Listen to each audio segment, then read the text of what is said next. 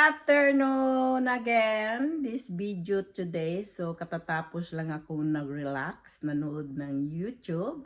So, it's time to make dinner today. So, I have the chicken fillet. I-fried ko lang siya. And the rest, gagawa din ako ng chicken curry.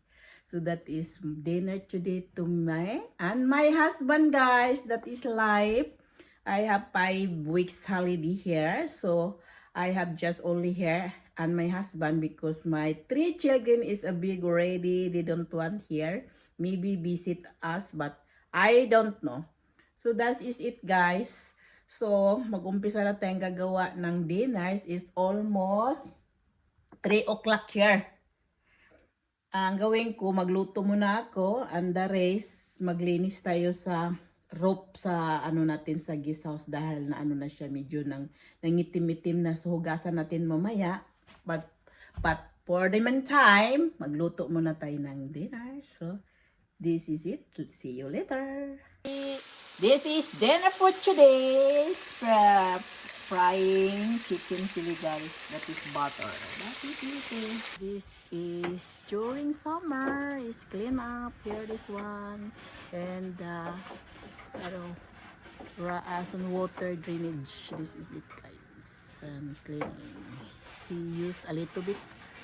Oh wait. So now that is it. That is summertime. It's time to clean up and that water drainage here, guys, from in the roof. That is it. And then the citron, this one, guys, it's so nice and beautiful. Clean up this one just only using soap, and this is it.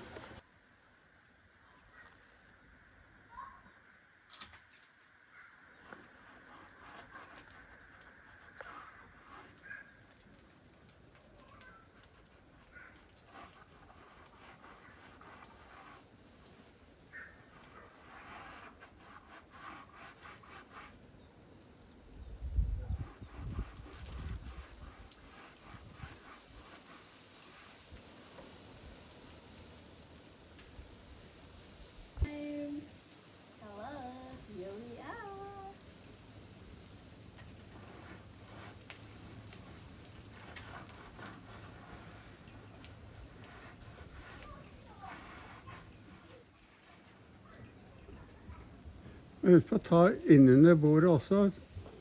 Den smale kanten nederst. Der? Ja. Jeg har gjort det. Flott. Serves, take a look at the dinner today. The second day of my holiday. This is fried chicken, salad, french fries, and tomato. This is it. And Barsagu Ulf. Yeah. Finish the finish then food nurse cook. What do you think the food I made it? What do you think? It's yummy? Tastes good? Yummy? Enjoy!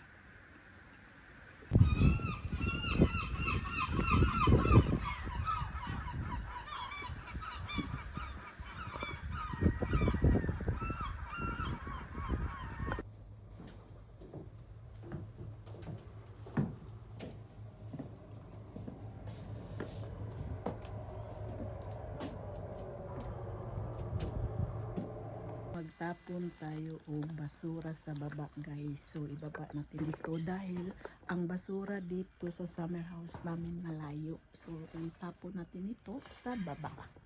So samahan niyo ako magtapon malayo, medyo malayo. Walk maybe in 5 minutes or 10 minutes. So, yan muna, samahan niyo ako, guys, sa baba. Ibasura natin yung ano natin. Yung ito, guys. Bababa muna tayo. Walk maybe in 10 minutes. Ganito, guys, pag ano sa summer house or sa cabin, yung basurahan na sa malayo. So nasa baba. Usually kasi pag umuwi kami, ibasura namin, idaan namin doon. Pero ngayon, dito muna ako dahil nag-holiday ako ng 5 weeks.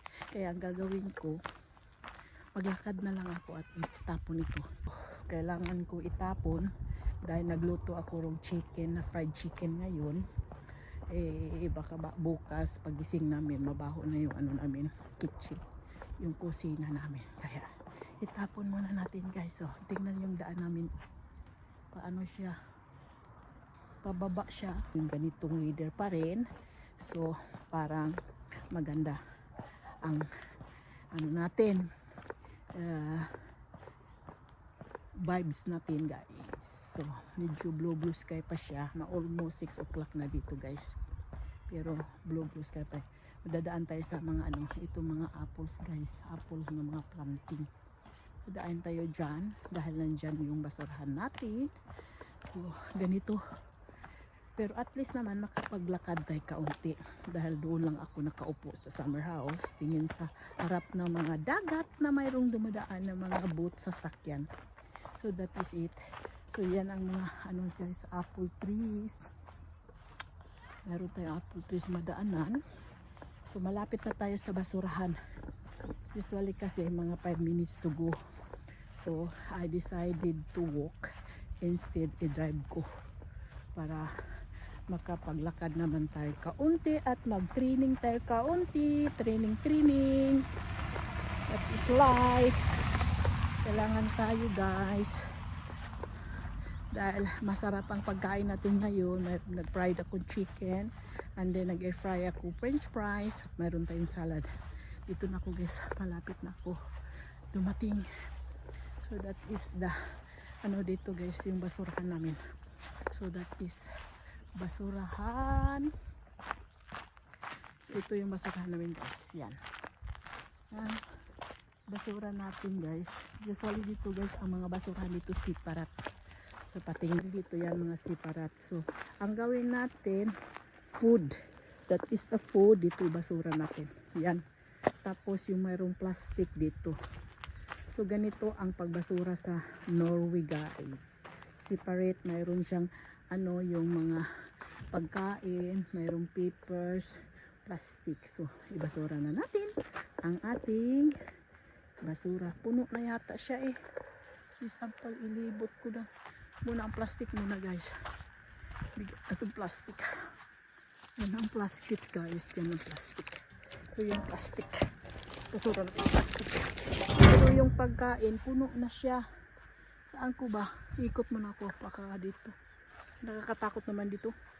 Dito muna natin. Yan. Mayroon siya dito guys. Kasi napuno na yung ano. Doon. Kaya dito muna natin ibasura. Hindi pa yan puno. Yan. Yan. Basura na natin yan. Pagkain yan guys. At dito. Alis na tayo dito. Dahil ano na. That is done. So uwi na tayo man guys. So akyatin natin dyan sa taas. Yan. Uwi na tayo. Plan. Oh, yan. Pero mga maliit pa siya. Hindi pa siya wala. Oh, tingnan mo yan. Apple plant yan. Pero mga maliit pa siya. Hindi pa siya lumalaki. Yan. So ito yung mga apple plants guys. Is it not so big actually. Maybe harvesting this one is September. That is it. So akyat na tayo sa taas. Ang dami. Farm ito sa apple. Dito guys, oh, di ba? Farm ito sa mga apple dito guys. Patahin natin. Alas 6 pa siya ng hapon pero maliwanag pa siya. So paakyat ako dyan at uwi na ako.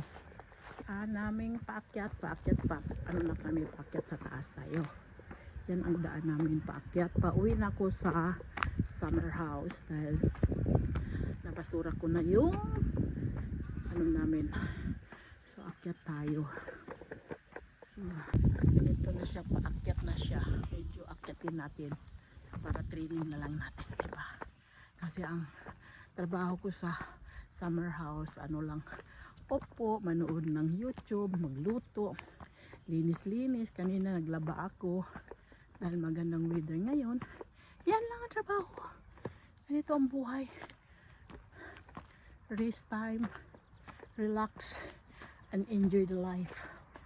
Napakatahimik dito. Malayo sa traffic. So that ito. Hinihingal ako. So that is Sipudaan. So ganito lang para naman tayo naka-exercise kaunti, diba? So that's it. So thank you na lang sa panood ninyo, and this is my daily activity action sa summer house ko. So paka-subscribe na lang, like and share. Thank you for watching.